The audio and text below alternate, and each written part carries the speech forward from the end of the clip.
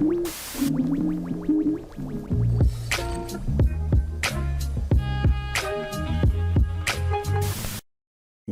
going on, everybody? This is Marcus, and I would like to welcome you to another episode of the Quick Cast, powered by Black, Married, and Debt Free. I'm glad you decided to join me.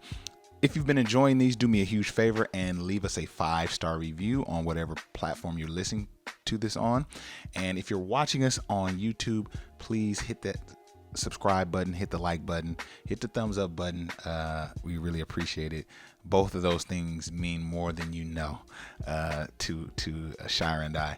So I'm going to be reacting to something that came across my eye, and it was something that a very well-known financial, I don't want to say guru, but some people consider him a guru, but a well-known major player in the financial literacy space had some comments that I want to react to, and that is none other than the one and only Dave Ramsey. Yes. So Dave Ramsey, if you're not familiar with him, he has a huge following. He has a nationally syndicated radio show that really highlights, not only financial literacy, but has an emphasis on debt payoff, which is cool. We love that. That's kind of our foundation. So we're all about that. So he's a major player.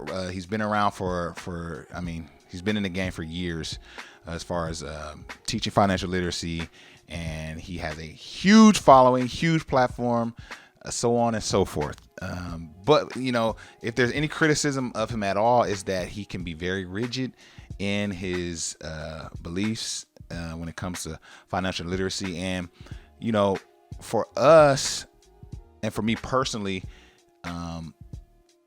personal finance is just that. It's very personal. And unless you're sitting down with a certified financial planner and he's able to look at your distinct scenario, your income, your expenses, your entire financial situation, it's kind of hard to have a hard and fast rule on everything, right? There's no one rule for every scenario. And I think if there's any criticism of Mr. Ramsey, that would be it, is that sometimes he's a little rigid on his some of his takes. So this is one that I think needs some looking at. It says, Dave Ramsey says, if you can't afford a 15-year mortgage, you can't afford the house. A real estate expert disagrees. Avoiding debt at all costs is not always a sound financial decision for everyone. Now, this is where, here's the thing about the 15-year mortgage for me. I think that you can get a 30-year mortgage and still accelerate your payments. That's exactly what Shira and I did. For those of you who aren't familiar with our story, we paid off 6-figure debt in 2017, the bulk of which was our home mortgage. The mortgage had a 30-year loan on it, right? And we were able to pay it off. Shout out to Business Insider, who did this article, but they featured us in Business Insider because we shared how we were able to pay our debt off in 9 years, right? So we had a 30-year mortgage, but we paid off in 9 years. And we do believe in paying things off quickly, as quickly as humanly possible. And so there's no problem there. But where the 15-year loan thing has, where I part ways with this theory, is when you consider what your monthly payment will be when you lock yourself into a 15-year fixed, right? Your payment monthly will be significantly higher, and in the event something were to happen, you lose your job or your spouse lose their job, now that you're locked into this payment, you have to pay it. Whereas with the 30-year mortgage, your monthly payments will be spread out throughout a longer range of time, thus making your payments lower. Now, that doesn't mean you can't accelerate and pay more on the principal and pay it down faster. But what it does do is it doesn't lock you into a inflated monthly payment. And so going back to this article, that's what was highlighted here. Here's another issue. here's the biggest. So that's one issue, right? The biggest issue is right here. Realtor.com data shows that with a national median listing price of $450,000, so the average price right now in America for a home is $450,000. All right. If you were to use Dave Ramsey's logic here and get a 15-year mortgage, and you got that mortgage at 4.45%, and you also paid 20% down as your down payment, your monthly would be $2,745. So $2,745. That means if a borrower wished to spend no more than the recommended 30%, right? When you go to apply for when you go try to rent an apartment, what is one of the stipulations? The apartment can't exceed more than a third of your income. Same with buying a home. It's highly recommended that you don't overextend yourself.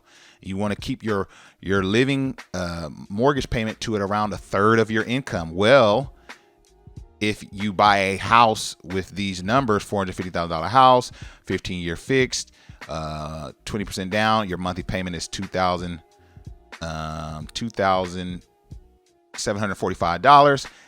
And you're sticking to this 30% rule, right? You don't want to exceed 30% on your living expense. That means you would need to make $110,000 household income. Now, you may be saying, okay, Marcus, what's the big deal with that, bro? I mean, $110,000. I make that. We make that. My family brings home that much as a household income. Well, I want to say to you, congratulations, because you're in rarefied air. While that might not be a lot of money to you and your household, the median household income in the United States, this is per the census.gov. This is a .gov site. And as of 2020, let's go ahead and dig in here. As of 2020, the median household income was $67,552, which was a decrease of 2.9% from the 2019 median, which was a staggering $69,000. Still not a lot of money, especially when you're using the 15-year mortgage theory. So that means you will be overextended. You will be house poor essentially if you used this strategy that Dave Ramsey's talking about here. So that's the biggest problem with that theory of, if you can't afford a 15-year mortgage, you can't afford the home. Lastly, before I leave, another issue that I have with this theory is, and I've also heard him say on some occasions that, like, the home should be paid off, or you should be able, if you're an investor, you should only be a cash investor. You should only pay off the home. That's the only way to really invest using the Ramsey, his philosophy.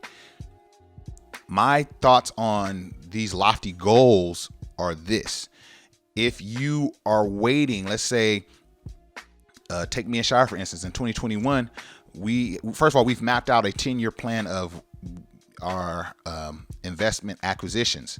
We're going to buy a house. In 2021, we can buy X amount of homes. In 2022, we're not scheduled to buy anything.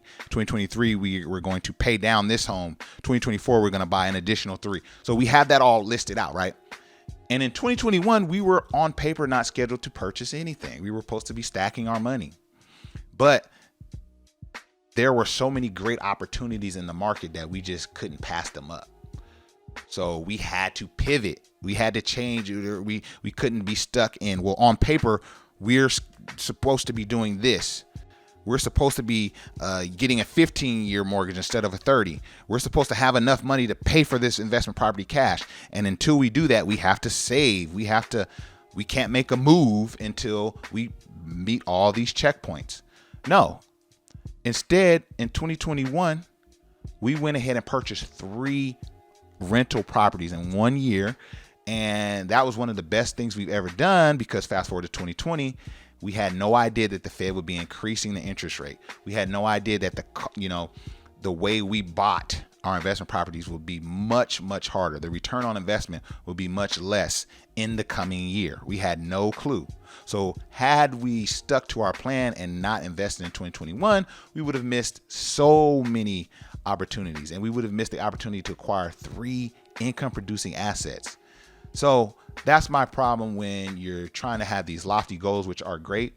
My fear is that first-time home buyers and investors will miss opportunities, because we know that barring recessions that happen every 10 to 15 years, home prices don't really go down like that, right?